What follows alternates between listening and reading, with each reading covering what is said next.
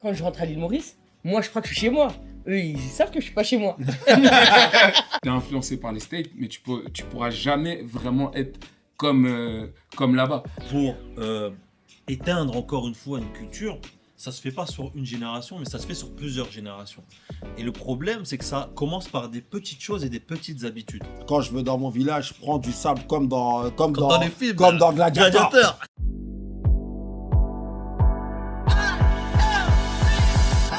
Le Brunch Podcast, ta nouvelle émission préférée. On parle et on débat autour de sujets de la culture et de faits sociétaux, par exemple, entre autres. On va rentrer dans le vif du sujet et je vais commencer par te présenter la fine équipe. On commence avec notre cher Dessy juste en face de moi. Comme d'habitude, la bonne pointure, toujours bien chaussée. Coucou. Invité de prestige à ma gauche, notre cher Sharon Solution, mais plus connu sous le nom de Chacha pour les intimes. Comment ça va? Ça va, merci beaucoup. Et toi? Bah ça va, merci d'être venu, merci d'avoir répondu présent. Mais on dit brunch, toujours un débat autour de la bonne graille, de la bonne food. Et pour ça, notre cuistot préféré, Brunchelloid. Jesty, comment ça va? Ça va super, hein? Qu'est-ce qu'on mange de bon aujourd'hui? Mais avant ça, peut-être nous dire ce que c'est que Brunchelloid. Brunchelloid, du coup, moi, c'est Justy Lloyd. Je suis un chef autodidacte. Un cuisinier, pardon, autodidacte. T'es notre chef, que tu Ouais, veuilles ou non. je suis votre chef, mais je suis un cuisinier autodidacte. Du coup, Brunchelloid, c'est inspiré de mon héritage familial et des restaurants où j'ai toujours aimé manger. Et j'ai mis tout ça sur une carte. Super. En parlant de cartes, aujourd'hui, on déguste quoi? Dis-nous tout. Aujourd'hui, on mange l'Ultra Avocado, du coup. C'est un buns avec une bonne purée d'avocat bien assaisonnée, du saumon, des concombres et du fromage frais. Ah, je sens la surprise à l'intérieur, mais je crois que c'est le moment de Voilà. déguster. Bon appétit les amis. Merci La bien. sauce. Voilà. Tu peux dire un peu plus en détail en vrai, hein, parce qu'il y a plein de Non, choses. ouais, il y a un œuf poché. Quand vous allez Il est couper, bien caché. Hein. C'est vous la allez surprise. quand vous allez le couper en deux, vous allez voir, ça va dégouliner. Et c'est comme ça que j'aime le manger, moi. Eh ben, Ok. on va commencer Merci. par déguster. Merci. Je voulais juste dire quelque chose. À chaque fois, il oublie. Tu peux te présenter aussi, s'il te plaît? Ah, t'as un bon rat, t'as un bon de ouf, t'as un bon de ouf. Ça, c'est mon gamin. Hein. Ça, c'est mon gamin. Moi, je m'en soucie pas trop parce que j'ai toujours faim. Et c'est votre cas Osama, et qui est l'artisan de l'esprit. On est là pour déguster, on est content d'être ici. Et puis c'est tout en vrai. Vous en pensez quoi? Vas-y, mange, Chacha. C'est suffisant. Vas-y. Je pense que c'est suffisant. Bon appétit. Et bienvenue à Sharon. Yes, merci. On attend ta première bouchée, tes premières impressions. Et du coup, Sharon, toi, c'est quoi que tu fais dans la vie? On se régale. Mais non, il n'y a pas de souci, il n'y a Non, pas de souci. je mange très bien. Je mange très bien, j'aime beaucoup. Déjà, super bon point parce que moi je kiffe l'avocat et je kiffe le saumon. Nickel. Donc J'ai visé dans le mille. t'as visé dans le mille. En plus de ça, après je vais à la salle, donc ça, tu vois, c'est bon pour moi. Juste si je prends pas le dessert. Non les gars, faut voir la dinguerie que c'est. Regardez l'œuf coulant du milieu. Je sais pas si on. Est-ce qu'on peut zoomer vite fait? Je vais me rapprocher de la caméra. Mon. T'as beaucoup d'émotions aujourd'hui, frère Osama. On voit pas très bien. On voit bien. Musulman Baloba, bismillah. C'est délicieux. C'est bon, c'est pas bon. On se la régale. On se la coule. C'est frais, j'aime beaucoup. C'est vrai. Ouais, du coup, Donc tu me disais. je te demandais, tu faisais quoi dans la vie? Ok. Bon, j'ai plusieurs activités, mais l'entreprise que j'ai créée s'appelle Shaman Solutions. D'accord. Bah, Sharon Solutions. Différentes solutions, les gars. Oh là là là là. Heureusement qu'il t'a réinterrogé. Alors, Ah, sur, je te jure. Et je fais de l'accompagnement pour les cadres dirigeants. Et j'ai une cible aussi spéciale qui sont les sportifs de haut niveau. Que je fais avec un ami à moi qui s'appelle Wesley. Et lui, il a créé un club d'affaires et tout ce qui concerne l'accompagnement du post-carrière. Et donc aujourd'hui, c'est une de mes cibles. Moi, je suis consultante en développement international. Ça va être autant sur de la posture, sur de la stratégie d'entreprise. Et en ce moment, il y a beaucoup d'anglais business. D'accord. Du coup, là, demain, moi, je suis un sportif. J'ai besoin de toi, c'est quoi que tu peux m'apporter? Parce qu'il y a des sportifs qui nous regardent aussi. Bah, déjà, ce que je vais pouvoir t'apporter, c'est la réflexion sur ça va être quoi ton après-carrière. Tu vois, ça, c'est vraiment un truc que je connaissais pas, les sportifs de haut niveau et surtout de l'après-carrière. Et donc, c'est Wesley qui, lui, est un ancien footballeur pro, qui me fait découvrir ça. Il me fait intervenir sur une des formations qu'il a créées à l'époque, match retour au Stade de France. Donc c'était hyper symbolique. On avait des footeux de haut niveau qui étaient là en post-carrière et il fallait les accompagner. Donc moi, je les accompagne avec différentes stratégies, des choses que j'ai développées à travers les déterminés, là où c'est moi on s'est rencontrés, ou des choses qu'on fait vraiment pour réfléchir à c'est quoi les skills que tu as développés sur le terrain, que tu vas pouvoir utiliser dans la vie professionnelle. Et puis il y a beaucoup aussi de la confiance en soi. Je pense qu'un athlète de haut niveau, après carrière, surtout si la carrière se finit sur une blessure ou pas comme il l'a imaginé, il y a beaucoup de il y a un vrai besoin de discussion, il y a un vrai besoin de se poser des questions. Et je pense qu'il y a aussi, tu as l'impression que c'est des sphères qui sont différentes. Ils sont pas forcément dans le même monde que nous, dans le rapport à plein de choses, le rapport au travail, le rapport à l'argent. Pourtant, ils ont des compétences qui sont nécessaires dans la vie professionnelle. Eh ben, merci pour ces précisions. Ceci étant dit, je vous rappelle le concept, c'est des débats, on parle de 2 sujets. Et pour nous accompagner, on a derrière la caméra la VAR qui va s'occuper de recadrer s'il faut ou de nous donner des infos supplémentaires. Exactement. Et derrière, ce sera Kaiz. Vas-y, introduis-toi, Kaiz. Bon appétit à tous. Merci. Aujourd'hui, je serai la VAR. Faites gaffe à ce que vous dites. Il a déjà fini de manger. Hein. Je dis ça, je dis rien. Bon, Le saumon, il est super bon. ouais, le saumon il est super bon. Ouais. Merci. C'est un régal. D'ailleurs, je me délecte du saumon. La purée d'avocat, elle est génialissime. Mais avant ça, Merci. je vais balancer la première question, les amis. Ah oui. On est tous ici fils de première, de deuxième, voire de troisième génération d'immigrés. Et nos parents sont venus en France avec leur culture, avec leurs origines, plein de richesses. Est-ce que nous, aujourd'hui, on n'est pas un peu en train de l'éteindre? Waouh. Moi, je déguste. Ça, lui, on va l'appeler pavé dans la mare, en fait. T'envoies des pavés, mais... Totalement, les gars. C'est intéressant ce que tu dis. Moi, ce que j'en pense, là, comme ça, on va dire à première vue, c'est que déjà, dès lors qu'il y a un déracinement, dans le sens où nos parents émigrent, ont quitté leur terre d'origine et se sont intégrés dans une nouvelle société, il y a forcément besoin de se réapproprier l'espace, de s'ancrer. Et c'est vrai que c'est un peu compliqué. Moi, en tout cas, je suis fils de première génération, parce que mes parents venaient du Sénégal, et en plus des zones rurales. Donc, ça veut dire que c'est vraiment... on va dire que c'est un peu plus compliqué, parce que c'est des gens qui n'avaient même pas accès à l'école, quoi. Moi, mon père, je crois, il a fait l'école primaire, et ma mère, même pas, elle n'a pas fait l'école du tout. Donc, c'est vrai que c'est compliqué de se réenraciner dans un pays où tu as une nouvelle langue, une nouvelle culture, des nouvelles réalités. Et nous, les enfants, on vit entre deux mondes, entre quand on franchit le palier, je sais pas pour vous, quand on franchit le palier de la maison et quand on est à l'intérieur. C'est 2 salles, 2 ambiances. C'est-à-dire que moi, quand j'étais chez moi, j'avais tous les codes, entre guillemets, de mon pays d'origine. Et quand je sortais, c'était la France, quoi, en fait. Mais spontanément, là, tu dirais oui ou non, déjà? Pour commencer. Je dirais non. D'accord. Tu peux reformuler la question vite fait? Est-ce que Pour que je réponde. les parents sont venus avec un bagage culturel Ouais. qui n'est pas français de base, ce qui est logique? Est-ce que nous, en tant qu'enfants, enfants d'immigrés, pardon, on n'est pas en train de perdre la culture que nos parents ont essayé de nous inculquer, tout simplement? Ok. Moi, je dis oui. Ok. Pareil. Toi aussi, oui? Ouais, Ok. je dis oui. Donc il y a un non et 2 oui. Alors, Pour moi, oui. Parce qu'il y a quelque chose qui s'appelle... tout à l'heure, il a parlé de sortir de chez soi. Il y a quelque chose qui s'appelle l'éducation nationale. Ça veut dire que quand tu es à l'école, on t'éduque aussi. bien sûr. Et ça n'a rien à voir avec l'éducation que nos parents ont eue en Afrique. Les profs n'ont pas les mêmes droits en France qu'au Congo, par exemple, dans mon cas. T'as pas le droit de te faire marabe, tu veux dire? Voilà, tout à fait. Quoique je te dis ça, dans les années 90, moi, je me souviens de mon proviseur, là. Cette pourriture. Il m'avait tiré les oreilles. Il m'avait tiré les oreilles tellement, il m'avait tiré fort les oreilles, il m'avait un peu arraché l'oreille. C'est vrai qu'avant, les profs, ils se permettaient, même en France, de faire certaines choses qu'on ne peut plus faire aujourd'hui. Mais sinon, en vérité, Parce que les parents, ils toléraient aussi, je pense. Hein.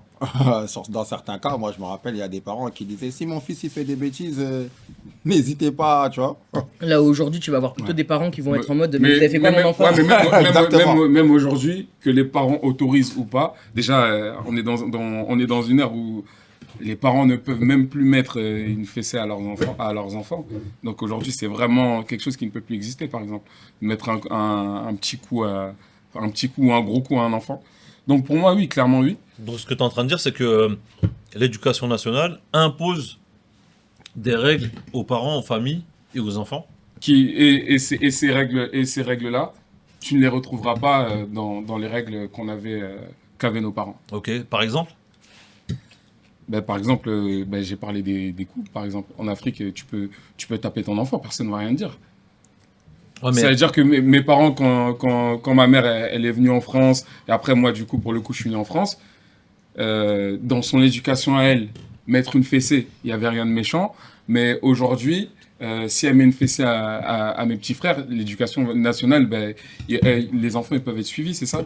Ils peuvent être suivis, on peut lui retirer Il va les être placé, enfants, ouais. ils D'accord. peuvent être placés. Donc Pardon. à partir de là, pour moi, Donc c'est bénéfique alors. La VAR aimerait intervenir. Allez, c'est parti. C'est que mettre une fessée ne résume pas une culture, ne fait pas partie d'une culture. non, Juste, j'ai pas dit que mettre une fessée, ça faisait partie de la culture.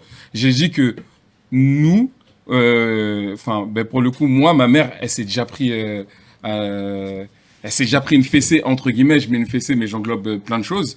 Le martinet pour certains, pour d'autres. Et en France, tu ne peux pas le faire. Donc, ce qu'on lui faisait au pays, quand elle prenait un coup de martinet, entre guillemets, elle pouvait se prendre un coup de martinet et personne n'allait rien dire. Les profs pouvaient la taper et personne n'allait rien dire. Elle arrive en France, elle ne peut plus le faire. Ouais, mais au-delà de ça, je me Ça, permets de pour couper. moi, ça, c'est plutôt, si je peux me permettre de reprendre les propos de Lavar, c'est plus, pour moi, générationnel. Dans le sens où moi, aujourd'hui, je vais souvent dans mon pays, j'ai pas l'impression que, par exemple, que mes oncles ou mes cousins et cousines qui ont des enfants ont la même, on va dire, comment je peux dire ça? Le rapport, tu veux dire? Ouais, le même rapport à l'éducation. Mm. Aussi, ils sont vachement assouplis, tu vois. Ils sont beaucoup plus. Ils discutent un peu plus. Ils sont moins dans les sanctions type PC. Et Pédagogue pour avoir un peu. parlé aussi avec entre guillemets, des Français de souche que j'ai rencontrés ici, tu parles avec des gens qui sont nés dans les années 70. Ils vont dire, moi, mon père, il me mettait une fessée, etc. Donc, est-ce que c'est pas plus générationnel, en tout cas pour ce qui est de cet aspect-là, que vraiment géographique? Moi, là où je veux vous amener, là où je veux vous entendre, c'est sur l'aspect. Quand je dis culturel, c'est aussi tradition. Les parents sont nés avec des traditions. Aujourd'hui, en tant que, pour ma part, français et marocain, est-ce que j'oublie pas un peu trop la tradition marocaine au dépit de la tradition franco, même voire occidentale, et même, pour aller plus loin, la culture américaine? Bon, pour bien comprendre la question, est-ce que tu peux nous parler des choses de la culture marocaine, par exemple? Ouais, alors juste avant, est-ce que Sharon, tu t'aimerais rebondir déjà? Tout à l'heure, je veux parler, mais Vas-y, ah bah, C'est trop mange, c'est bon, c'est C'est bon, grave. c'est bon. Merci. Bah, par exemple, si, si, je peux te répondre. vas-y, je t'en prie. Moi, je crois qu'il y a aussi ce côté l'évolution des uns et des autres, du rapport entre humains. Mm. C'est-à-dire qu'aujourd'hui, tu vas pas avoir ce besoin forcément de représenter l'autorité auprès de tes enfants. Il y a une discussion qui se met en place. C'est-à-dire que oui, tu poses le cadre, mais ça veut pas forcément dire que c'est le méchant de l'histoire, tu vois. C'est ça. Et là où nos parents, c'était beaucoup, si tu fais des bêtises, chez nous c'était comme ça, Mm. tu vas avoir affaire à ton père, qui est celui qui a la plus grosse autorité dans la maison, et c'est celui qui va non seulement te défoncer, mais en plus de ça, même juste le regard, ça suffit. Des fois, il n'y a même pas besoin d'aller, De ouf. Je suis d'accord. C'est tu vois, des fois, il n'y a même pas besoin d'aller jusqu'au cou.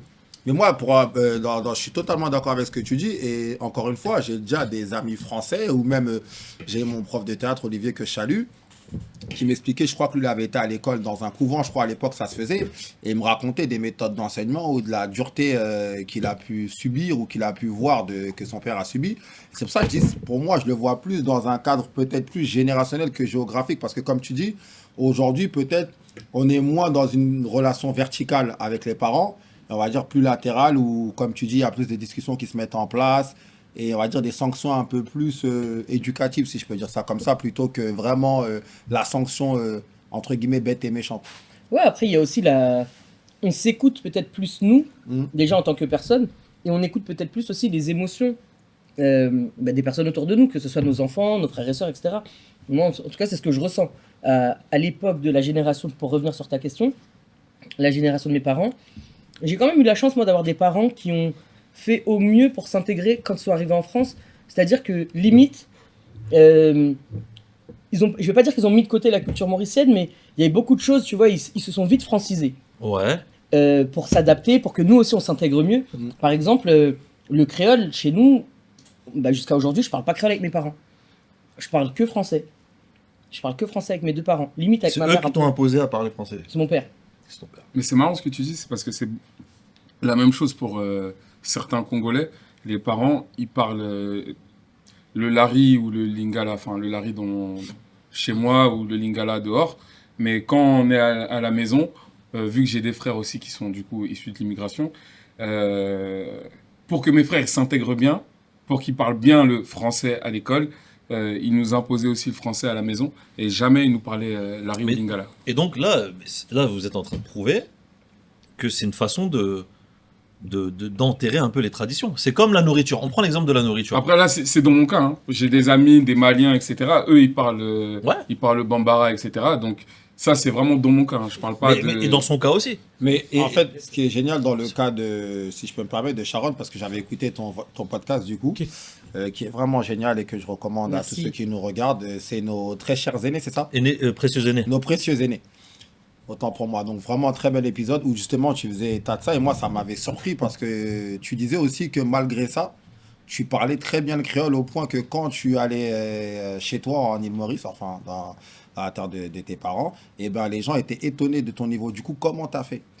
En fait, moi, je crois que c'était un peu ce côté rebelle. Tu vois, c'est-à-dire qu'un truc que t'as pas le droit de faire en tant qu'enfant, justement, c'est ça que tu vas faire.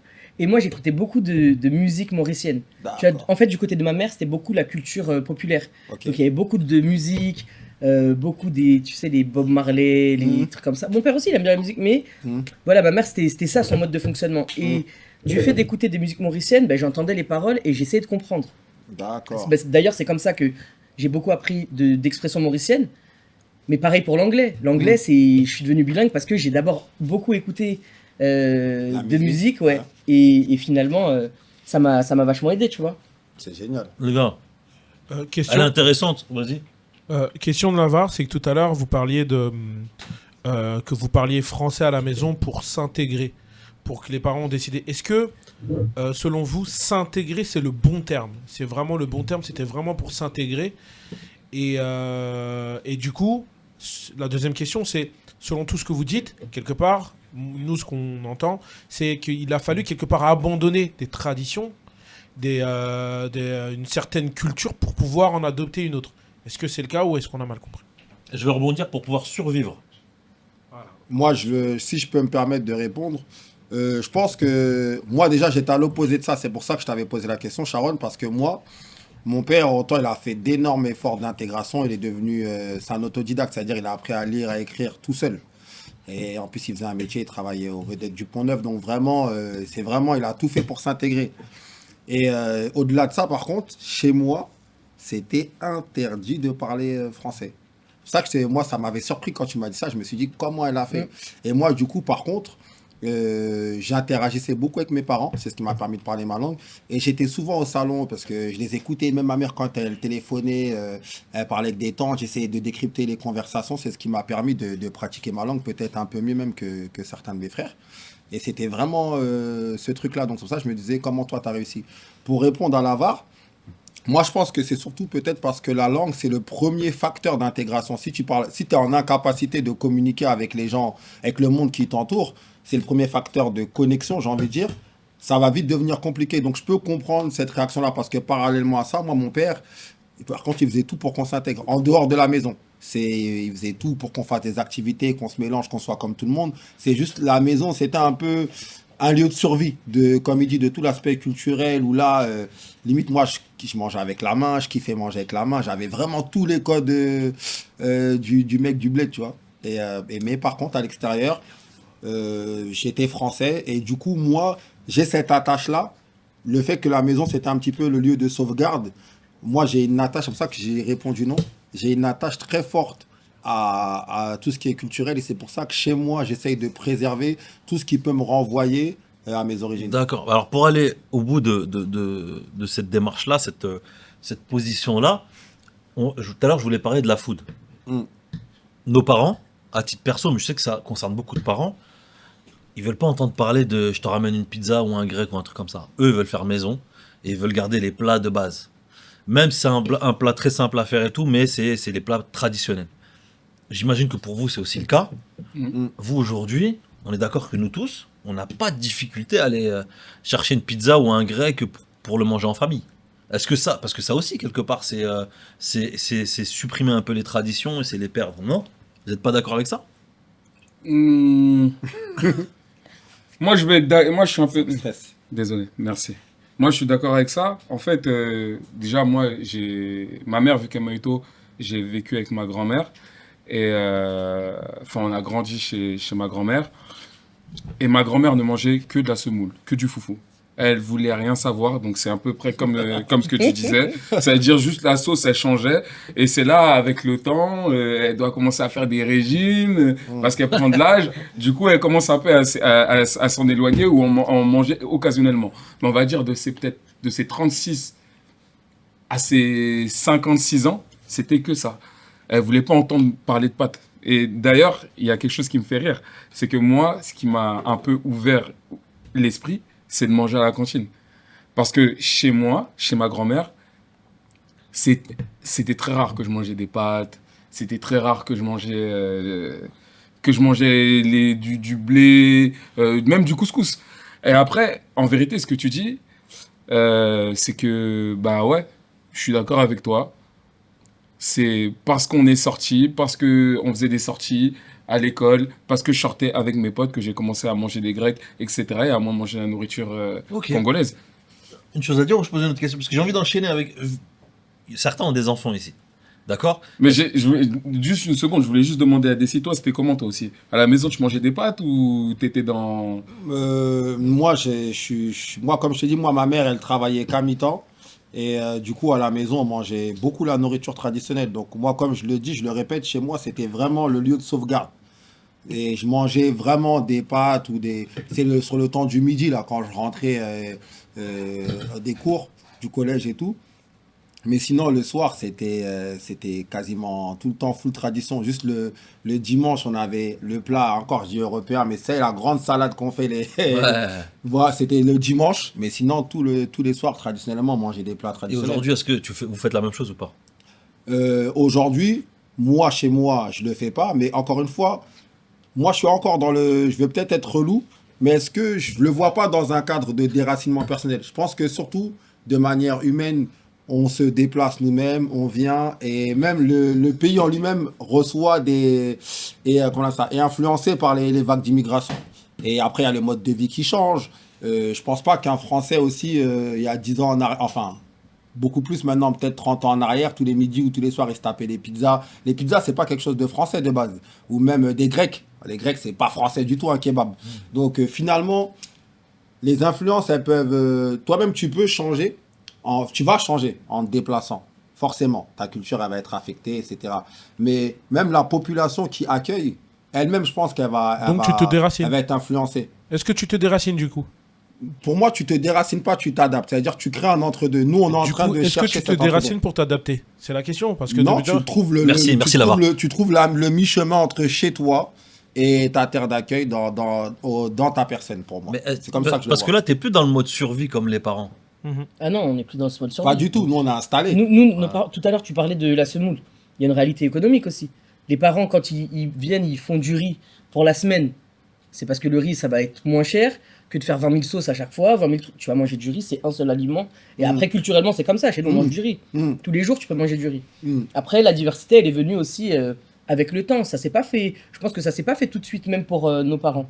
Ok, donc toi, tu es en train de dévier, parce qu'au début, tu as dit oui, et là, tu es en train d'aller dans le sens de Desi, qui est en train de dire non, finalement, on n'est pas en train d'éteindre notre culture.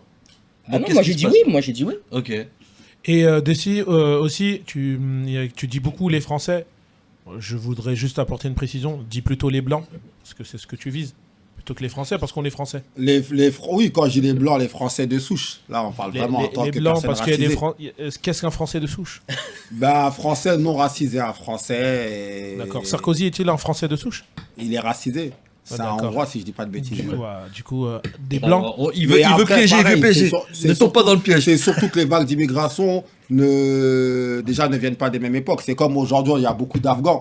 Les Afghans, c'est peut-être nos parents d'il y a 30 ans. Et les Hongrois, la génération des parents. En fait, tout ça, c'est hiérarchique. C'est comme moi, je me rappelle à l'époque, moi, quand j'étais jeune, il y avait déjà des Algériens de deuxième génération, voire de troisième, parce qu'ils sont arrivés un peu plus tôt. C'est un facteur aussi qu'il faut prendre en compte. Et même vis-à-vis de nous-mêmes, si tu es en première génération, deuxième génération, tu vas pas en être au même stade. Après, je pense que ça va être sur la première génération, c'est qu'est-ce que les parents veulent. T'en as qui se déracinent totalement, c'est-à-dire qu'il y a une francisation entre guillemets totale au niveau des prénoms. Il y en a même qui changent les noms dans certaines ethnies, qui prennent des noms volontairement français pour vraiment se franciser totalement. Donc, alors, à partir de quel moment on est complètement déraciné alors? C'est quoi la limite pour toi? Ou pour vous même?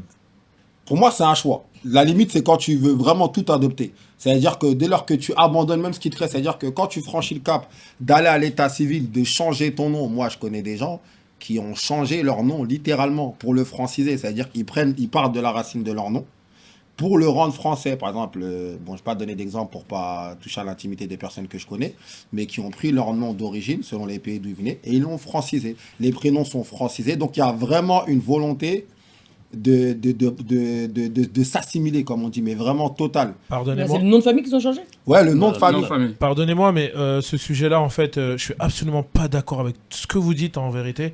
Tu Parce parles que de pour- qui, vous? Moi, je Bon. parle même pas depuis tout à l'heure. Merci. Non, de vous en général, ce qui a été dit, Non. c'est que je sens en tout cas, pour moi, qu'est-ce qu'une culture?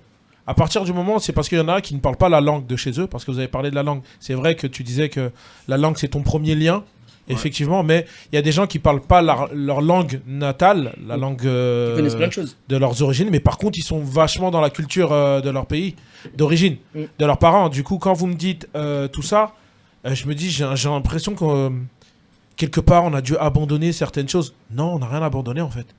On n'a rien abandonné du tout. Il y en a qui vont parler indien full à la maison, et quand ils vont venir à l'école, ça va être les premiers de la classe, ils vont venir, ils vont parler un très bon français, mais ça fait pas, ils n'ont pas dû abandonner quelque chose. C'est-à-dire que là, quand je vous entends, j'ai l'impression que, on a dû quelque part pour s'assimiler. Oh, de quoi on s'assimile? S'assimile pas, nous. Non, après, de toute façon, Il est colère. la culture, il y a la langue. Pour le coup, il y a aussi la musique. L'histoire. L'histoire. Il y a la nourriture, il y a les traditions. Il y a les religions. Moi, il y a une de mes sœurs, elle s'est mariée, par exemple, elle a fait le mariage coutumier congolais, comme on le fait au Congo. Donc, quelque part, pour moi, on ne perd pas tout. Il y a des choses qu'on sauvegarde quand même. Mais après, il y a aussi une volonté. Il y a aussi... Tu vois Ce que je disais, la volonté. À un moment donné, tu prends conscience. Parce que moi, je me dis, mes parents, comme je disais, ils ont voulu s'adapter vite. Ils se sont adaptés. Tu vois, tu disais de s'intégrer. Peut-être qu'il fallait dire, ils voulaient pas s'afficher. Tu vois, il y avait peut-être un peu ce côté-là. C'est, Et il faut dire les termes, parce qu'à un moment donné, c'est clair. vrai, tu veux passer dans les mailles du filet. Après ça, je me dis, bon, t'as quand même, après avoir fait cet effort d'intégration, etc., t'as quand même la curiosité de tes enfants qui est titillée. Moi, j'ai eu envie de découvrir, j'ai été curieuse, je me suis renseignée, et je savais que ça faisait chier un peu mon père, quelque part, que je sois aussi curieuse que ça sur cette culture-là. Mais après, en réalité, je pense qu'il y a même un truc physiologique qui se passe, ça fait partie de toi. C'est-à-dire que quand tu vas au bled et que tu respires l'air, t'es là, ah ouais, là je me sens chez moi. Tu vois, je sais pas, c'est un truc Elle est en train spécial. de me toucher. Je C'est vous un truc assure, elle spécial, me c'est vrai touche. ou pas? C'est vraiment ça. C'est l'air que tu respires, La terre. l'énergie qu'il y a là-bas. c'est Vraiment, autre quand vous chose. allez au bled, vous vous dites, je suis chez moi. Moi, je Clairement. veux dire un truc fou pour aller dans le sens de Sharon. Quand je vais dans mon village, je prends du sable comme dans les films, comme dans Gladiator. Gladiateur.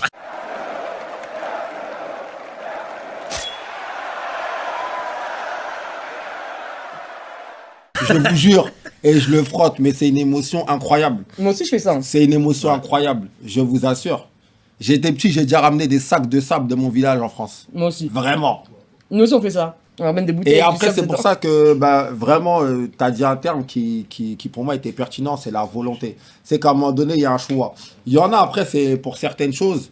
Je vais parler par exemple d'une certaine communauté que nous, on a beaucoup ici à Sarcelles. Il y a beaucoup tout ce qui est la communauté, bon, pas des Chaldéens qui touchent dans la région un peu de Turquie, un peu, je crois que ça un peu entre l'Irak, la Syrie, bon, dans cette zone-là géographique. Ils me corrigeront si je me suis trompé. Mais je sais que selon l'histoire, selon le rapport qu'on a avec le pays, par exemple, si on a subi un génocide ou autre, c'est des populations qui, des fois, veulent par exemple, le fait d'avoir immigré en France, d'être venu à cause d'un contexte de guerre, il y a un détachement volontaire à la terre qui peut se faire sans pour autant se renier culturellement. Ça veut dire tout ce qui est habitude culinaire, religion, comme tu disais, toutes ces choses-là. Mais il y a vraiment une volonté de se dire, ok, cette terre là-bas, il y a eu un rejet, il y a eu un contexte un peu difficile. Ici, on va se réimplanter et du coup, ça passe notamment par les noms de famille, comme je t'avais dit, sans pour autant abandonner les traditions culinaires, vestimentaires, etc., les danses et toutes ces choses. Donc là, moi, il y a un truc que j'ai. Là où je suis pas. Moi, je suis d'accord avec toi sur l'énergie qu'on ressent, etc. Maintenant, force est de constater que pour éteindre encore une fois une culture, ça se fait pas sur une génération, mais ça se fait sur plusieurs générations. Et le problème, c'est que ça commence par des petites choses et des petites habitudes. C'est pour ça que je vous ai parlé de food. Sur des petits trucs, même sur les films, même sur les musiques, etc. Aujourd'hui, on a la culture plus US et occidentale.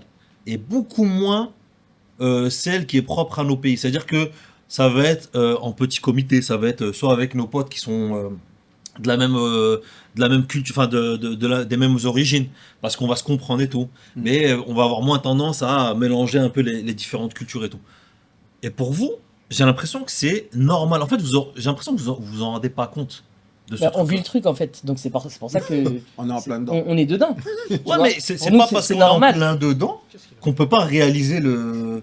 Moi, je comprends ce que tu dis. Il y a aussi d'autres choses qu'il faut constater, c'est qu'il y a aussi beaucoup de gens qui retournent à leur culture. Tu vois, il y a un mouvement des gens qui sont répates. C'est les gens qui sont nés en France, grandis en France et qui retournent dans le pays de leurs parents. Ces gens-là, ils le font pourquoi? Parce qu'à un moment donné, ils sentent cet appel-là, Ouais. ils voient les opportunités aussi. Maintenant, il y a une réalité, moi je le dis pour l'île Maurice, j'ai pu le voir aussi au Mali, mais je sais que quand je rentre à l'île Maurice, moi je crois que je suis chez moi. Eux, ils savent que je suis pas chez moi. C'est pour nous tous ça. Tu vois, mais c'est pas grave, je leur en veux pas et ça m'a pris du temps avant d'arrêter d'être fâché contre ce truc-là. Parce qu'au début, quand j'allais à l'île Maurice, je me disais, ouais, je suis chez moi. Sauf qu'on me rappelait tout le temps que moi, j'étais la petite française. Et c'est là que je veux encore répondre à la VAR, si tu me permets, je vais rebondir sur tes propos, parce que j'ai ressenti la même chose. Et c'est là où je dis qu'on cherche le milieu, on va dire le juste milieu entre les deux, parce que surtout pour les personnes, aujourd'hui, de s'assimiler totalement quand t'es caucasien, hein, t'es portugais, c'est facile. Parce qu'à un moment Tu donné, penses t'es blanc. Mais c'est plus facile à un moment donné. Parce qu'à un Je moment sais donné, pas. c'est plus facile. Si t'es blanc, tu t'appelles Nicolas Dupont. Bon, il y en a, ils Pourquoi vont voir que t'as des traits, t'es typé portugais, mais c'est pas forcément évident sur tout le monde. Moi, aujourd'hui, je serais jamais français. On le voit, même les entiers, ça fait je sais pas combien de temps ils sont français.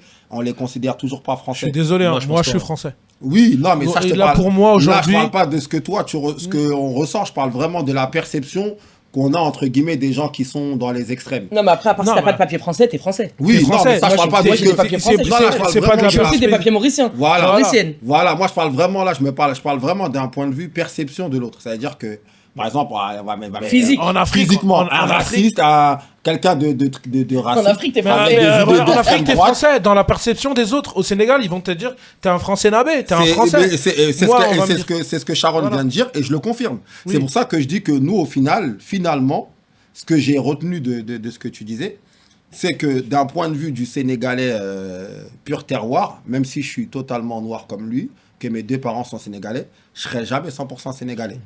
Et encore une fois, de la perception du entre guillemets, je vais vraiment dans les clichés, hein, du français d'extrême droite, moi noir comme je suis, je ne serai jamais français. Ça veut dire partant de ce postulat-là, et moi je m'en fiche de ce que ces gens-là pensent. J'allais parce que dire, moi, oublie sa perception. en fait, non, hein. là, c'est c'est ça. vraiment Encore de lui. Non, moi je suis pas dans la perception. Je suis comme toi, j'ai des papiers français, j'ai des papiers sénégalais, mais je me sens autant français que sénégalais. Et je ne rejetterai jamais l'un pour l'autre. Et juste du coup, moi, comme je dis, je me vois vraiment comme une jonction entre les deux. C'est-à-dire que moi, j'ai accepté que je ne serais pas totalement sénégalais, entre guillemets, parce que je suis sénégalais et français. Mais ça ne m'enlèvera pas de mon côté sénégalais, ça ne m'enlèvera pas de mon côté français. Moi, j'ai une autre perspective. Hmm. Moi, en fait, je me sens partout chez moi. C'est-à-dire que quand je vais à l'île Maurice, je sais, comme tu viens de le dire, hein, je suis d'accord avec une bonne partie de ce que tu dis. On va considérer que bon, bah, je suis la française, etc. Mais en fait, je suis grave à l'aise. C'est-à-dire que je me gêne pas pour me dire, bah, en gros, c'est l'histoire qui a fait ça. Nos parents, ils sont venus voir comment ça se passait en Europe. Ils ont eu des enfants en Europe.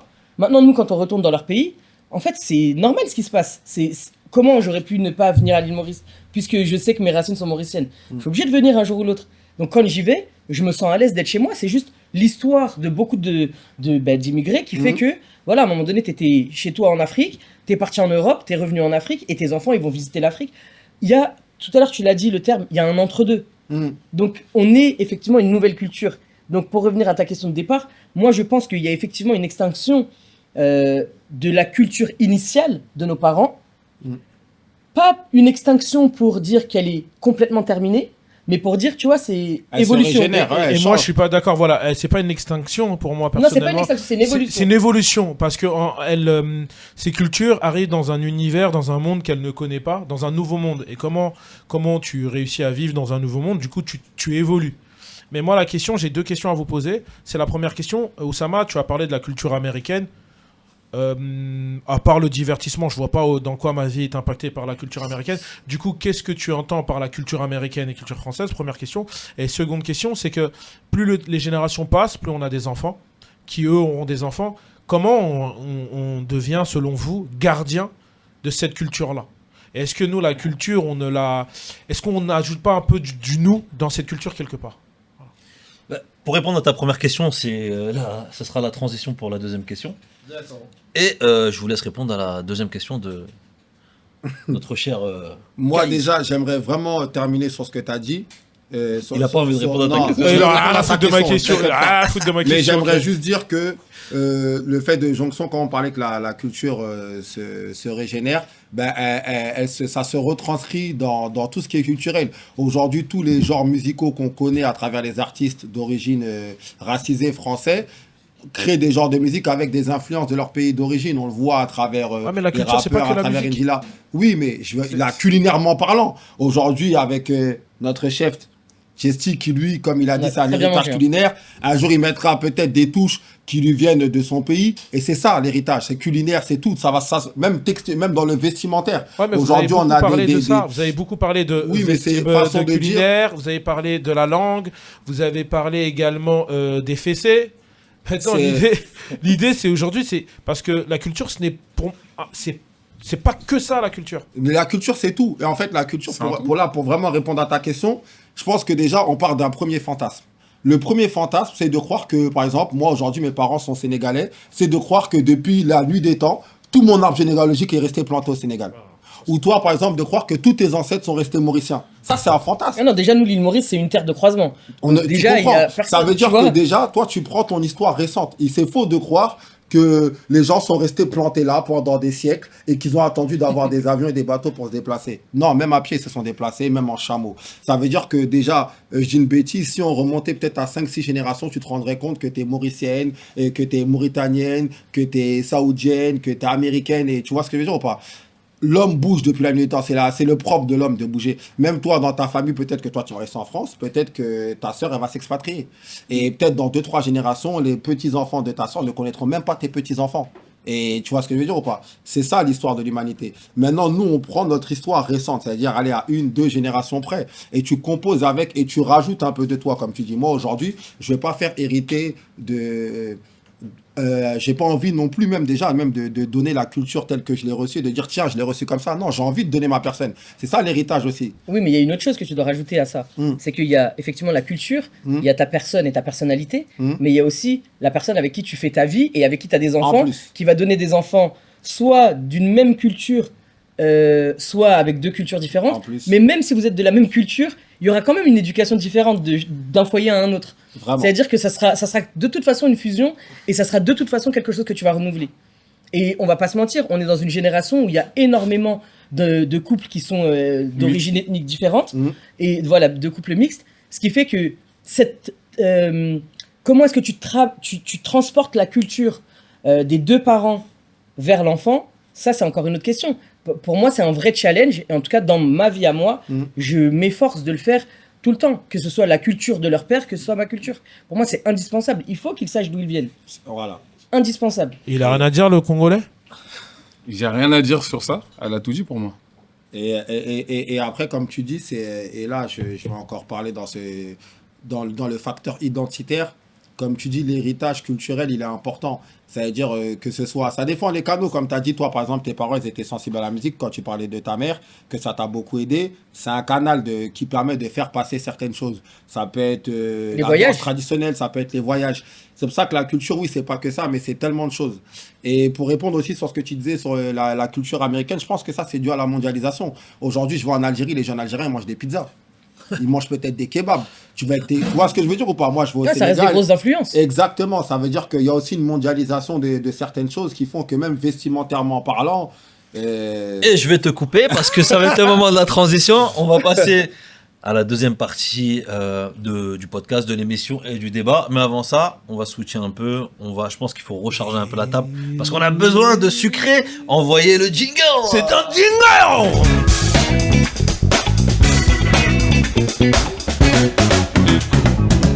Et on est de retour pour la deuxième partie du Brunch Podcast. Et c'est la partie du dessert. Qu'est-ce qu'on a de bon ici, chef? Du coup, on a des fraises au chocolat. Comme je l'avais dit la dernière fois, les fraises au chocolat, c'est quelque chose que je mangeais chez Godiva à l'ancienne. C'était vers Opéra.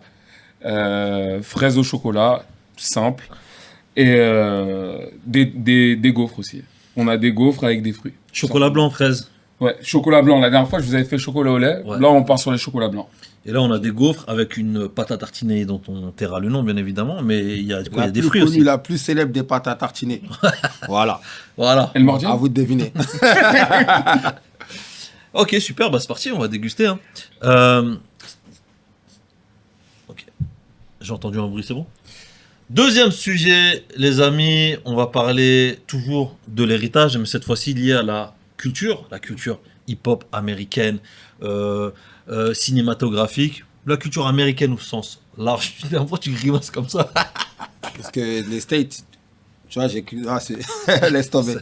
J'étais impressionné D'accord, ok, je capte. par la gestuelle. Donc, est-ce que cette culture américaine, Qu'est-ce qui provoque? voilà, est-ce qu'elle n'est pas en train de nous influencer, mais dans le mauvais sens du terme? Pourquoi le mauvais sens? Pourquoi le mauvais sens? Il a une snapback. Parce il a que... une snapback. Ouais, là, c'est vrai. C'est Beatles. The Beatles. Ah, mais Beatles, c'est Ah, il pas est totalement américain. dans le thème. Ouais, mais il y a un gros drapeau américain Ah oui. derrière, tu vois. Très bonne question. Aujourd'hui, on voit une standardisation de la culture américaine en France et même en Europe.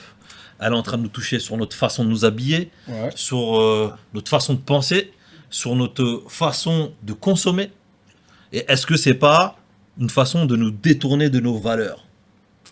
De quelle valeur là tu parles de... Ah. C'est ça. Quelles sont vos valeurs? Bah, Non mais la référence c'est quoi? déjà- C'est déjà, l'Europe ou c'est nos parents? Non, c'est en lien avec tout ce qu'on a dit avant. Maintenant, vous l'utilisez comme vous voulez. Qu'est-ce que ça vous inspire? Vas-y, On vas-y. peut commencer Ah, par chez, ça. chez moi, on interdisait le gaspillage. Les Américains, c'est la surconsommation.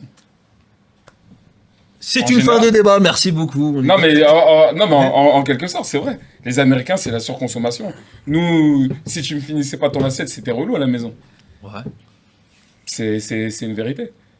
Après, tout ce qui va être en termes de culture, bien évidemment, on va être influencé. Et moi, je vois pas, il y a quoi de mal à être influencé, par exemple, vestimentairement. Moi, j'étais là, quand j'étais petit, je regardais les clips de certains rappeurs, je voulais m'habiller comme eux. Après, derrière leur manière de s'habiller, il y avait des fois des gangs, des couleurs que tu pouvais pas mettre, tu vois. Mais tout ça, c'est pas des choses que je captais. Donc moi, je trouve pas que l'Amérique nous influence dans le mal, si ce n'est la Je surconsommation. sais pas, je trouve que c'est un peu de la mauvaise foi là. Ah ouais? Ah. Dis-moi pourquoi. Ça m'intéresse. Moi, je déguste C'est un, la fraise. c'est un peu de la mauvaise foi, pourquoi? c'est que, oui, l'Amérique a eu un impact sur quasiment le monde entier. Ouais. Maintenant, c'est vrai que c'est dur à dire, hein, c'est dur à accepter. Moi, je te dis encore une fois, je constate de mon prisme. Moi, clairement, j'ai été influencé. J'ai beaucoup été à Londres, tu vois, on a une double culture, c'est-à-dire on est très souvent en Angleterre. Tout au long de ma vie, on a très souvent été en Angleterre. Ok. Bon, c'est pas les États-Unis, hein, mais eux, ils étaient très influencés par les États-Unis aussi. Et surtout, le côté un peu underground, rap, le côté les baggy, tout ça, quoi. Il y avait tout ce truc-là. Et puis, il y a ce côté afro-américain qui nous rappelle aussi que, ah bah tiens, il y a des Renois de l'autre côté. Ouais, nous aussi, on est comme eux, en fait. Il y a un lien, forcément, quelque part. Ce On le cherche. fantasme, il y a un fantasme. Tu le vois comme ça ou pas? Non, j'allais pas dire le mot fantasme, j'allais dire plutôt le mot on s'autorise. Tu vois, on s'autorise à nous aussi. Mais où le mal dans tout ça? Pour moi, il n'y a aucun mal. Ah ouais, ok, d'accord. Bon, on est le fait d'accord. qu'on soit Parce que, influencé. parce que Bah, moi, tu peux on est être ouvert influencé, d'esprit. tu peux être influencé dans le bon sens. Eux, ils sont là, il y a des choses qu'ils ont créées. Nous, on suit le mouvement, mais moi, je vois pas il y a quoi de mal. En fait, l'influence pour le coup, des Afro-Américains, Personne n'a je vois dit pas ça. elle a quoi de mal pour répondre Ouais, à sa pas question. forcément du mal, mais est-ce que par exemple, comment ça se fait qu'aujourd'hui on privilégie la culture américaine à notre culture, à nos cultures, à nous respectives? Il y a je crois que c'est un footballeur US, je crois que c'est un Ghanéen qui est devenu c'est un peu connu sur les réseaux où à chaque match, il vient en tenue traditionnelle de son Ah, pays. ok. Je sais pas si tu as déjà vu. Ah, et il prend à chaque fois, oui. Exactement, sur Insta, je l'ai vu, il a des tenues traditionnelles quand il arrive à l'avant-match. Et ça montre que même dans cette culture américaine, on peut se valoriser en étant avec des tenues africaines, etc. Et il y a aussi ce contexte un peu de, même tu vois, des films comme moi en tout cas dans mon imaginaire, quand j'étais petit, c'est quoi le Prince de New York, là, ça avec... Un prince à New York. là. Exactement, Eddie tu vois. Murphy. Zamunda et tout ce truc-là, tu as Ouais. vu en fait, dans le cinéma américain, la culture, là, c'est vraiment l'afro qui parle. La culture afro était valorisée dans certains films, ce qui n'était pas le cas quand tu parles de la cinématographie française, voire de la musique française en général. Et c'est ce qui fait que oui, moi en tout cas en tant qu'afro, c'était élémentaire d'être attiré par cette culture-là, où on sentait, en tout cas d'un point de vue extérieur, que la culture afro, le noir, avait une place en tout cas plus importante qu'elle ne l'était à cette époque-là dans la culture française. Si je peux rebondir, la question, si je peux rebondir, c'est que quand Que tu ça dis rebondisse. culture, en fait, quand tu dis culture, tu parles musical et cinématographique parce que c'est vraiment grand culture, c'est un grand mot. Et ta question, pour moi, elle arrive avec presque 10 ans, voire 15 ans de retard. D'accord. Ouais, c'est qu'aujourd'hui, avant, dans notre musicalité, on sentait beaucoup l'influence américaine. C'est-à-dire nos rappeurs étaient vraiment inspirés par les rappeurs américains, on le sentait dans leurs clips, dans leur façon de se vêtir et tout ça. Sauf qu'aujourd'hui, quand on regarde le paysage de la musique française, je vois plus de l'africanité, je vois plus la culture congolaise beaucoup plus en avant que l'américaine. Et du coup, voilà, c'est pour ça que je me dis, tu arrives quand même avec un temps de retard. Et la culture américaine, il faut savoir qu'à un moment donné, on a dominé le monde avec des armées. Et finalement, on a fini par arrêter avec les armées et à dominer le monde par la culture. Et les Américains, c'est là où ils ont vraiment dominé le monde. Après la Seconde Guerre mondiale, c'est Voilà. là où ils ont imposé leur culture. Ils ont Disneyland. imposé leur culture, tu vois, Et- vraiment plein de choses. Disneyland, McDonald's. McDonald's, tout ça, ça y a contribué. Et j'ai envie de dire, comme il dit, pour rejoindre Sidi, c'est que moi, je dis merci à la culture américaine, à un moment donné, à son cinéma, qui, à un moment donné, j'ai dû me raccrocher à eux pour affirmer mon identité. Parce que j'avais pas d'exemple à la télé. Et c'est les Américains, en fait. C'est pour ça que Denzel Washington, c'est mon papa. Voilà. Et d'autant plus que, pour aller aussi dans ce que tu dis, même d'un point de vue de la mode aussi, les artistes américains aujourd'hui s'habillent beaucoup avec tout ce qui est mode européenne, si je peux me permettre, haute couture, qui est resté en tout cas la chasse gardée des Européens, si je peux dire ça comme ça. Et ce qui fait qu'aujourd'hui, on voit en tout cas les artistes les plus populaires américains. On aura plus tendance à voir des rappeurs, des chanteuses américaines dans des tenues de luxe européens que de voir aujourd'hui le cliché du rappeur habillé comme 50 Cent dans les années 2000 avec la snapback sur le côté, de gros baggy.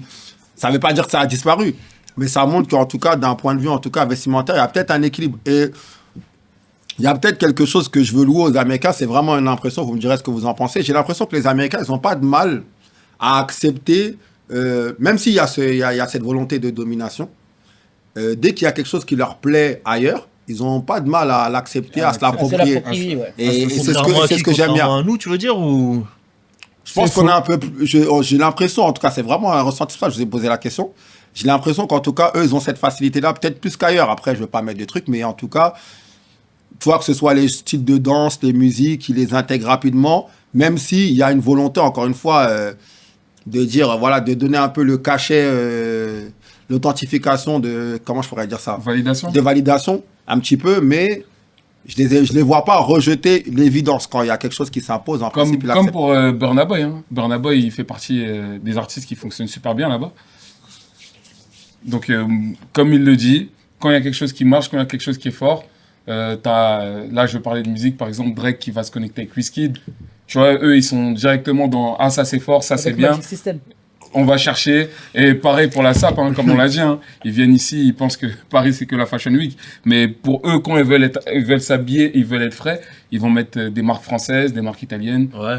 Mais, et paradoxalement, tu as des grands rappeurs français qui veulent plus collaborer avec des Américains parce qu'ils ne se sentent pas respectés. Comme qui? Comme Niska, par exemple, qu'il avait dit même sur le Ah plateau oui, de Clip, que. tu vois. Ouais, ouais. Mais lui, il l'a dit devant tout le monde. Mais en off, visiblement, ça, c'est pas le seul À le penser. à le penser et à avoir décidé de ne plus travailler avec eux. Ouais. Donc, Est-ce c'est que, pas pour est-ce que les Américains sont toujours aussi dominants? Pardon. Bah, c'est ça, il y a une mort, il y a une mort aussi de la culture américaine.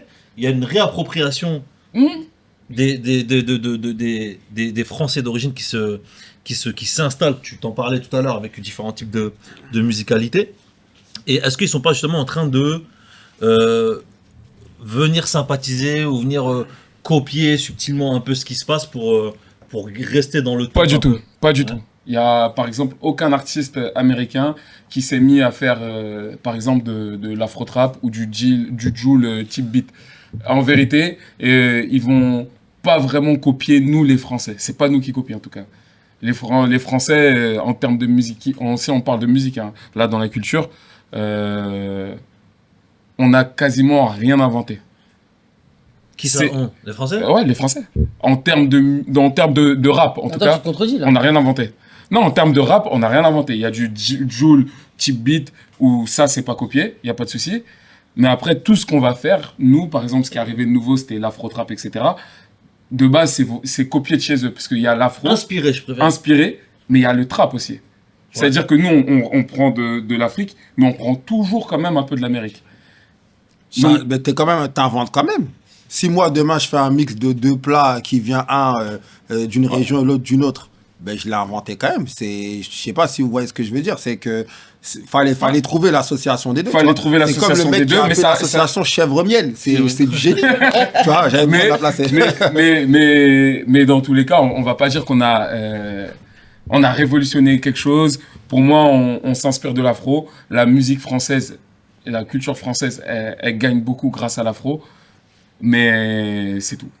Moi, je sais pas, je suis pas trop d'accord avec vos généralités là. C'est trop de généralités. Pourquoi? Parce que on peut pas dire l'Amérique c'est comme ça, l'Europe c'est comme ça. Pour moi, surtout là où on est en train de parler de culture musicale, etc. Ouais. Il y a des gens qui sortent du lot. Donc tu peux pas dire que les États-Unis c'est comme ça, c'est moins influent, c'est plus influent. Pour moi non, vous faites trop de généralités. Désolé. Hein.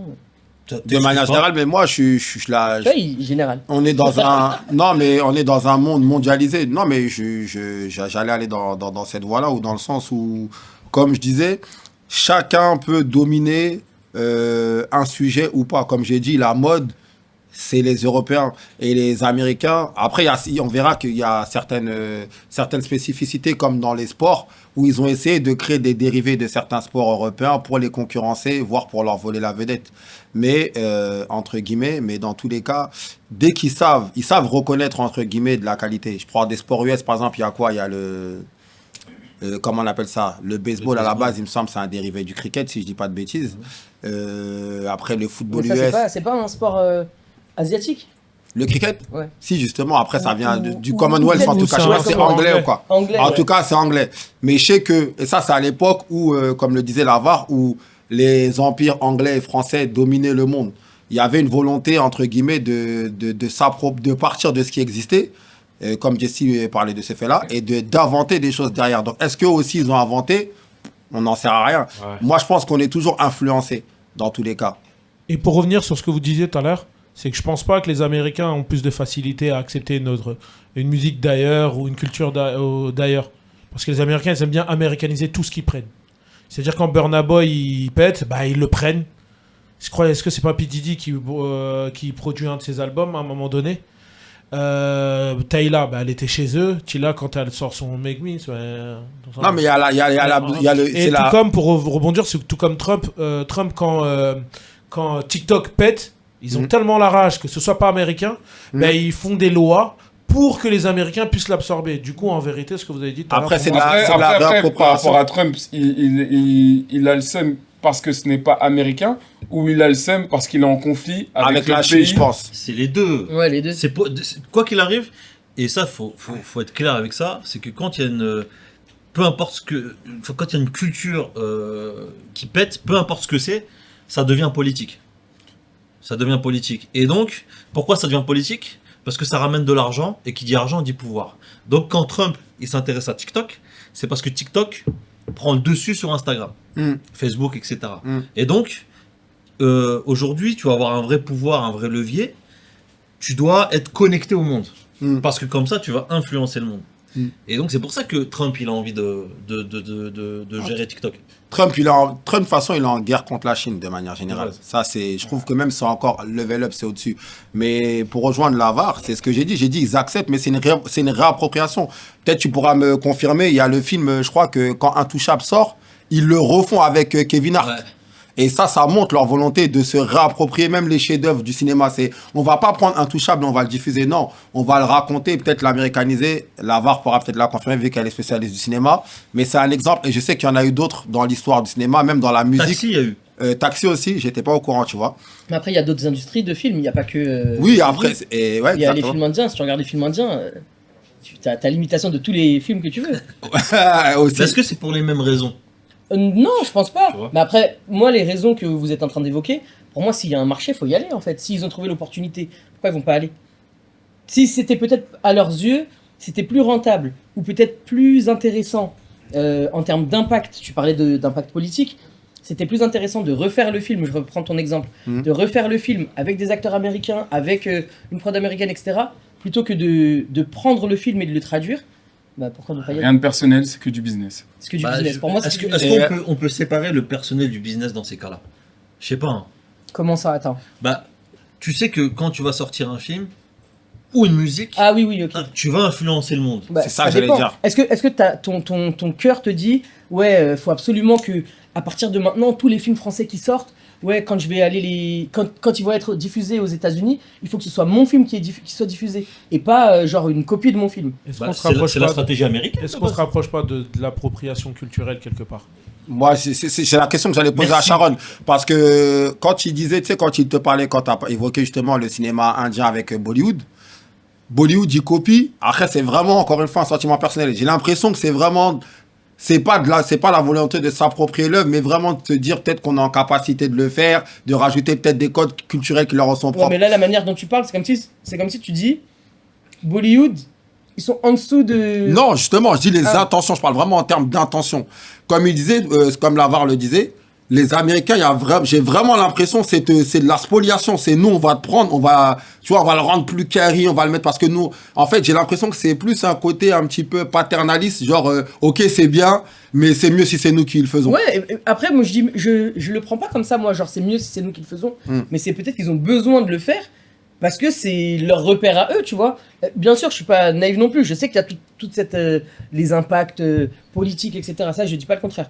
Mais il y a aussi un côté où peut-être qu'on a besoin de refaire le film avec nos repères à nous, avec nos codes culturels à nous. Tu vois? Et question, admettons, Sidi, tu es producteur américain, et t'as vu Banlieue 13, t'as adoré, tu le prends, est-ce que tu diffuses Banlieue 13 comme ça, ou est-ce que tu vas chercher, Wesley Snipes, pour les acteurs à l'ancienne, est-ce que tu vas chercher Michael B. Jordan, est-ce que tu vas chercher tout ça en sachant que tu as leur numéro et que tu peux le faire et que ton marché, avec eux, ça marchera plus? Je crois que la réponse, elle est dans la Et question. ils Je vais l'ont les refait chercher. banlieue 13. Et ils l'ont refait banlieue 13. Je savais pas du tout, tu vois, comme quoi il y a beaucoup de choses qui ont été refaites. Mais ouais, la réponse, elle est dans ta question. Si je sais que ça va être plus impactant, que ça va générer plus de revenus, je le ferai certainement. Mais ça dépend si toi, ton enjeu, c'est d'impacter aussi Exactement, le cinéma sociétalement. français et de dire voilà, nous on s'impose aussi à travers le monde. Si c'est ça ton enjeu, si c'est ça ta bataille, dans ce cas tu vas peut-être faire en sorte que non, on va pas prendre d'autres acteurs et La on la va. VAR souhaiterait intervenir. Pourquoi? Il faut savoir que quand les Américains reprennent un film, c'est une question d'hégémonie. Et ce Une n'est pas question d'hégémonie. C'est une question d'asseoir un pouvoir et non pas une question économique. Parce qu'ils l'ont fait avec plusieurs films et les films n'ont pas forcément marché. Moins sur que le ceux marché qui ont américain. les films. Exactement. C'est une question d'hégémonie. Il faut montrer que nous sommes les meilleurs et que nous savons faire mieux que vous. Et le Attends, pire moi- dans tout ça, excuse-moi juste pour compléter, c'est qu'ils vont même pas s'inspirer dans le sens où ils vont prendre les grandes parties, c'est qu'ils vont faire du copier-coller. Oui, copier-coller. Vraiment. Moi, en tout cas, j'entends ce que tu dis. Je me dis juste un truc. Pourquoi je vais me polluer la tête à me dire, ouais, par rapport à leur volonté de s'imposer, etc. Moi, je le prends, franchement, je le prends pas comme ça. Après, je suis pas de ce milieu, mais je le prends grave pas comme ça. Tu sais pourquoi pourquoi c'est quelque chose qui m'interroge vraiment. Parce que aujourd'hui, moi étant sénégalais, vous savez, il y a beaucoup les séries Marodi qui percent beaucoup. Je me suis rendu compte que même des Français les regardaient. Et je sais que d'ailleurs, ça. c'est un peu esprit telenovela. Exactement. Mais Du coup, est-ce que c'est de l'appropriation de leur côté aussi ou pas? Est-ce que vous pourriez Et, pitcher un peu ce que c'est pour ceux qui connaissent pas déjà? La VAR est spécialiste, vas-y, je t'en prie. Parce que je pourrais pas vraiment expliquer clairement ce que c'est une telenovela. Alors, il y a la VAR 2 qui arrive, expert. C'est des séries feuilletonnantes de petit format. Mais ce petit format existait déjà en Afrique, avec en l'occurrence ma famille en Côte d'Ivoire.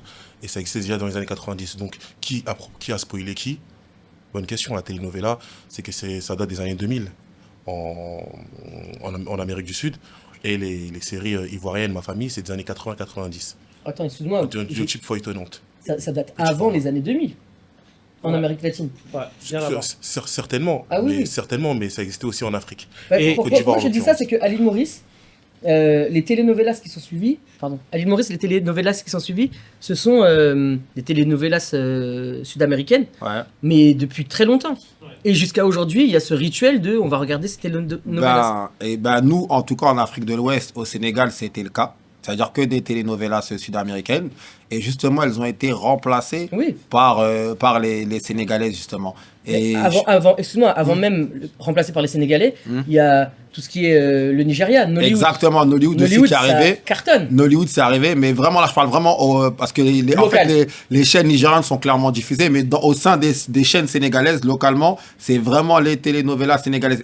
Et je trouve même ça s'est stimulé sur le continent de manière générale. Et c'est même pour ça que auprès de la diaspora. hein. Exactement. Et je trouve que culturellement, ça a été tellement impactant. Tu sais, moi, par exemple, j'avais des gens, des fois, j'étais moniteur auto-école, j'ai des élèves, ils venaient, ils commençaient à me parler Wolof. J'ai dit, mais comment tu sais parler Wolof? Ah, je regarde une télénovela sénégalaise et tout, bref. Et c'est là, on voit de l'impact culturel que ça joue, de regarder quelque chose où il y a des mots, il y a des langues, des codes et des problématiques qui sont propres à leur société. Quand tu parlais d'impacter, refaire un film, pour moi, ça, c'est important, par exemple, dans le cas de Banlieue 13, si je sens qu'il y a des spécificités auprès de ma population que je peux intégrer pour améliorer l'impact du film. Mais si c'est pour faire un copier-coller...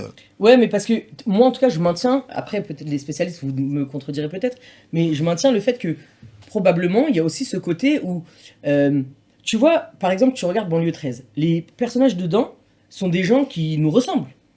Peut-être qu'aux États-Unis, ils vont pas sentir que ces personnes-là, ils n'arrivent pas à s'identifier à ces personnes-là. Tu vois, c'est ça que je veux dire. Peut-être que, je sais pas. C'est vrai. Non, mais l'impact, il est... On néglige trop ce truc-là, et l'impact, il est inconscient. L'impact, il est inconscient, comme nos parents ont été impactés inconsciemment quand ils sont arrivés en France et qu'ils regardaient Santa Barbara, Les Feux de l'amour, etc. Dallas. Dallas, Ah, moi, Tu ma vois, mère, elle aimait trop Dallas. on est bien entendu. Comment, vas-y? J'ai besoin de... Pour voir si ma mère a regardé Dallas en secret, tu vois. Ah non, moi je sais pas. Alors, j'essaye de réfléchir. Moi j'étais la génération de Beverly Hills. Ouais. C'est-à-dire que déjà, moi, à l'époque, avec mes copines, c'était la rêve pour nous, tu vois. Alors, on savait qu'on n'allait pas faire la même C'était chose. Brandon, non? Ouais, Dans les le Valley- Brandon, ouais, Dylan, tout Dylan ça. et tout, ouais. On n'allait pas faire la même chose. Ouais. Mais tu voulais, tu vois, un truc con. on voulait grave avoir des casiers dans notre collège. Ouais. Tu vois, juste pour faire comme, ouais, à la pause, tac, Ah, tu jettes lances ton ton sac. sac, j'ai capté. Tu vois, ce truc-là. Ouais. Bon, c'était claqué, mais c'était un fantasme un peu. Ouais. Tu vois, de se dire que tu ressembles à ces écoles américaines. Tu vois. Donc, je pense qu'il y a des références que tu vois dedans, que t'as pas forcément dans ton quotidien, mais voilà, ça te donne une référence, quoi. Une ouverture sur le monde. Et donc, ça te pousse quelque part à t'identifier à eux et à adopter leur culture. Ça te pousse quelque part à... Parce que si tu fantasmes, entre guillemets, Moi, sur je le des dis de l'autre casiers, sens. imagine le reste. Moi, je me dis dans l'autre sens. Je me dis, ça m'encourage à prendre ce qui me plaît dans la culture de l'autre côté et à la rajouter à ma culture. Ok. Tu vois, je le dis comme ça parce que c'est vraiment comme ça que je le vis. D'ailleurs, un jour, j'ai eu un débat avec un gars qui m'a dit, ouais, mais pourquoi il me demande je suis de quelle origine, je suis mauricienne. Il me dit, mais pourquoi tu te qualifies de mauricienne alors que t'es française? T'es né en France, t'as vécu le plus de temps de ta vie en Ouais, mais France. attends, lui, il t'a demandé ton origine, et après, quand tu la Ouais. donnes, c'est quoi cette histoire? Qu'est-ce que c'est que ce bean, ça? En tout cas, ça lui a pas plu. Mais c'est pour te dire que moi, j'aime bien ce côté où je me dis, ma culture, elle est d'une manière, mais on peut rajouter plein de trucs, il y a pas de problème. Mais après, est-ce que tout le monde a la capacité de filtrer comme toi tu le fais? C'est ça la Moi, je dis question. pas que je filtre. Hein. Non, mais Peut-être quand que j'ai je des travestis filtres le de truc choix, complètement. ouais. Non, mais en Peut-être tout que cas, tu t'as peux l'impression, entendre. ouais, mais toi, en tout cas, t'as l'impression, comme tu dis, de pouvoir sélectionner ce qui te plaît, ce qui t'est utile, et d'exfiltrer ce qui ne l'est pas, tu vois. Parce que t'as l'impression que c'est ton choix. Mais est-ce que finalement, c'est vraiment notre choix? C'est là où, depuis tout à l'heure, j'essaie de vous Après, amener. après, Allez, ouais, Charles. mais après, Ah, moi, des fois, en je peux très vérité, il y a des contextes. Par exemple, moi, je suis influencé par la culture américaine. Tout ce qui va être en termes de sable, de temps en temps, je vais m'approprier certaines choses. Mais il y a un contexte. Eux, ils vivent là-bas dans un contexte. Par exemple, je vais m'identifier à eux, mais par exemple, la violence que eux ils vivent, c'est pas la même qu'on va vivre parce que politiquement, j'ai pas accès à des armes, par exemple. D'ailleurs, Jess, Si tu veux. quel est ton nom? Ton prénom? Justy Lloyd. C'est une influence américaine. T'es un pur ouais. produit qu'un riz. T'es un Tout à fait. Justy, c'était le prénom de... Enfin, c'était pas le prénom. C'était le nom de danseur de mon père. Et il me l'a donné. Ok, donc ton père était danseur. Donc, Voilà. t'as été influencé aussi par. Il faisait quoi? Quel style de danse? Et lui, c'est pas danseur. Du popping. Du popping. C'est américain. Ouais, c'est américain. Tu ouais, peux nous tout faire à une fait. petite prise de popping? C'est le. Non, C'est ça? mais dans tous les cas, moi, je le ferai pas. Parce que c'est pas danser. Et lui, quand il viendra, il le fera. Et ouais, si, il est toujours danseur. Mais en gros, ce que je veux dire, c'est que tu es influencé par les States, mais tu pourras jamais vraiment être comme là-bas. Par exemple, je dis une bêtise, mais Kobalade, c'est un peu...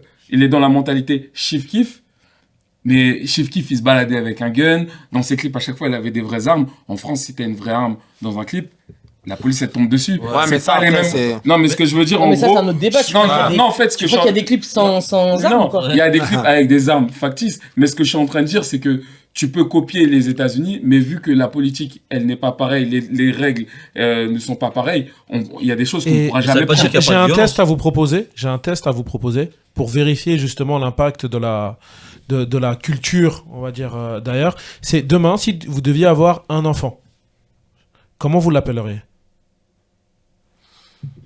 Moi, je donne que des prénoms Voilà. de mon pays d'origine parce que, encore une fois, c'est quelque chose d'important pour moi. Après, si j'étais dans le cadre d'une relation mixte, faudrait que j'en discute avec la maman.